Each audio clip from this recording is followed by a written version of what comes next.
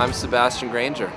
The drums on the record, I mean, they were by far the most challenging part of, recording and editing and mixing afterwards. I used a plugin called Drumagog that I purchased, and it's a real-time, drum trigger program. So I would take,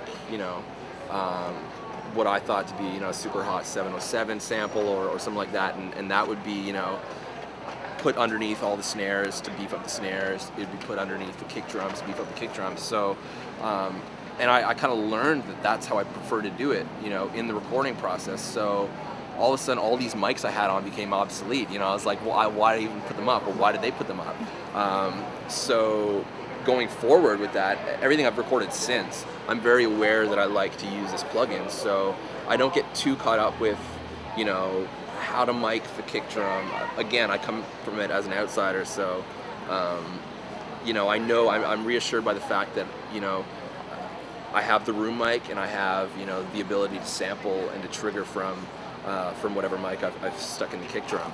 It's not very expensive. I think it cost me maybe $200, but it's really worth it because you can just throw in any of your own samples and it's triggered by by the percussive, by the hits, and it has other features like you can apply it to one track in Pro Tools or whatever you're using, and